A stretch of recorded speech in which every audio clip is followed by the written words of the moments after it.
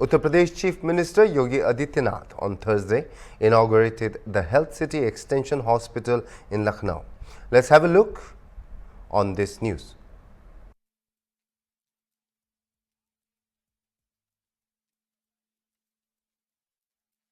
अभी उत्तर प्रदेश के निवेश के लिए हमें इन्वेस्टर समिट चाहिए, तो आप आश्चर्य करेंगे, वे मेरे में जब प्रस्ताव लेके आए थे तो उन्होंने मेरे सामने बताया कि हम 10,000 करोड़ रुपए का निवेश करवाएंगे।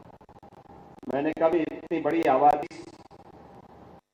1000 का निवेश तो उत्तर प्रदेश के लिए ऊंट के मुंह में जीरा है, ये सब क्या मजाक रहे हैं।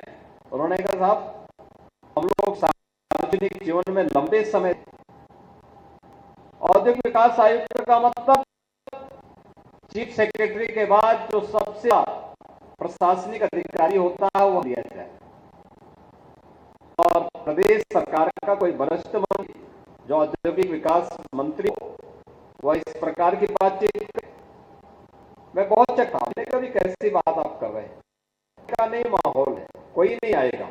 मैंने कहा हम प्रयास तो करें, और फिर हम लोगों ने प्रारंभ किया। अभी हमारे इस क्षेत्र के लोग विधायक योगेश शुक्ला जी जो कह रहे थे कि पहले इन्वेस्टर्स में हमें 4 करोड़ रुपए के प्रस्ताव प्राप्त हुए, लेकिन दूसरा इन्वेस्टर समिट फरवरी 2023 किया, 4 से बढ़कर के 40 लाख तक पहुंच, 40 लाख करोड़ रुपए का निवेश। 40 लाख रुपए का निवेश देश के अंदर इन्वेस्टर समिट होने चाहिए, उनके लिए भी एक मानक बना। उत्तर प्रदेश में 30 लाख करोड़ का निवेश, लोग भी मानते थे कि ठीक है, फिर लौटता था ऐसा तो नहीं कि 4 लाख का निवेश होगा उसमें एक जीरो आगे बढ़ा दिया हो। तो मैंने सूची जारी की, मैंने कहा पब्लिक डोमेन में है, इन्वेस्टर से भी और पब्लिक डोमेन से भी इसकी जांच करके आप मालूम, तब मुझे कोई कमेंट करना हो तब। और उसके बाद एक सप्ताह लोगों ने मुझे फोन करना शुरू किया कि साहब आप बहुत सफलता मॉडल था ये निवेश का, और इसीलिए निवेश थोड़ा पड़ा हमारे लिए, केवल निवेश नहीं, वो विकास का द्वार खोलता है, गांव की आकांक्षाओं को उड़ने के लिए एक नया पंख दे, उन्हें रोजगार के साथ है। एक हॉस्पिटल केवल हॉस्पिटल होता है, वह सेवा का मान तो है ही, लेकिन सेवा के साथ ढेर सारे परिवारों की आजीविका का भी माध्यम बनना है। अपने घर के पास लोगों को रोजगार की संभावना मिले, इन संभावनाओं को भी आगे बढ़ाने का एक माध्यम पर मिलता है।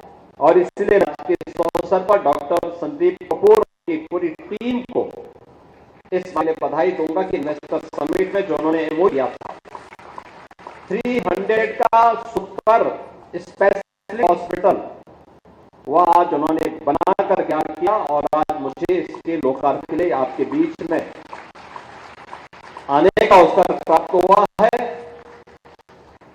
यह सेवा का तो माध्यम है ही,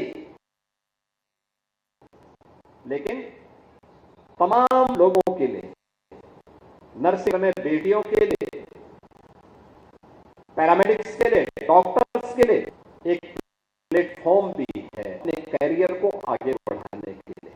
रोजगार की संभावना, नौकरी की संभावना, हाउसकीपिंग में तमाम लोग रखेंगे जिन रखे गए होंगे लोग यहाँ के माध्यम से अपने परिवार की जीविका को सम्मानजनक ढंग से आगे बढ़ाने में मदद मिलेगी। और मेरा मानना है कि पिछले 10 वर्ष तक स्वास्थ्य में बहुत परिवर्तन हुआ। एक समय था जब हम लोग इस बात को देखते थे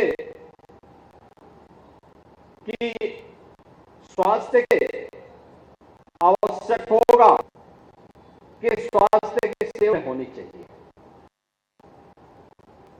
आज तो प्रधानमंत्री आयुष्मान भारत की योजना, मुख्यमंत्री आयुष्मान भारत की योजना, अकेले उत्तर प्रदेश में हम लोगों ने 5,11,00,000 लोगों को गोल्डन कार्ड जारी किए हैं। जो लोग 5 लाख रुपए की स्वास्थ्य की सेवा किसी भी पैनल्ड हॉस्पिटल में जाकर सकते हैं, कोई नहीं। हम लोगों ने राज्य सरकार के स्वास्थ्य के केंद्रों को भी उनके सुदृढ़ीकरण के लिए कदम बढ़ाए हैं। लखनऊ में एसजीपीजीआई, केयू और आरएमएल और अन्य हॉस्पिटलों में विस्तार किया गया, आधुनिक सुविधाएं वहां पर दी, लेकिन एक स्वस्थ प्रतिस्पर्धी रहे, केवल सरकार पर ही लोगों की निर्भरता न रहे, बल्कि निजी क्षेत्र भी इसके लिए आगे आए और जहां जो व्यक्ति यहां पर स्वास्थ्य की सेवा, अपना स्वास्थ्य लाभ प्राप्त करने के लिए उस धनराशि को वहन नहीं सकता, वहां सरकार उसके साथ ही है। इसके लिए प्रधानमंत्री आयुष्मान भारत योजना प्रधानमंत्री मोदी जी ने देशवासियों को दिया। हम इसके लिए मोदी जी का आभार व्यक्त करते हैं। लेकिन बहुत सारे लोगों को हम लोग राज्य से भी मुख्यमंत्री आयुष्मान योजना के साथ जोड़ा है। मुख्यमंत्री जन आरोग्य योजना के साथ जोड़ने के साथ ही जनप्रतिनिधिगण या कोई पीड़ित भी मुझे पत्र लिखता है कि मुझे उपचार करने के लिए मेरे पास और कोई माध्यम नहीं है, मुझे धनराशि चाहिए, तो मैं मुख्यमंत्री राहत कोष से भी राशि उपलब्ध करवाता हूं। आवासीय तक मैंने 1,88,000 लोगों को निःशुल्क स्वास्थ्य की सुविधा उपलब्ध कराने के लिए मुख्यमंत्री राहत कोष से धनराशि उपलब्ध करवाई है।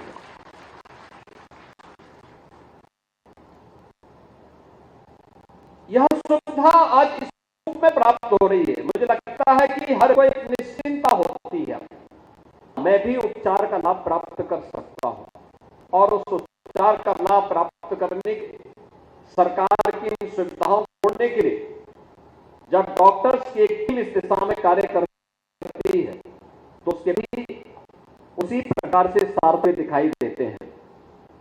यहाँ पे लखनऊ में स्वामी विवेकानंद पॉलीक्लिनिक से चली यात्रा आज हेल्थ सिटी भारत तक पहुंचते एक 300 बेडेड सुपर स्पेशलिटी हॉस्पिटल के रूप में हम सबके सामने देखने को मिल रहा है।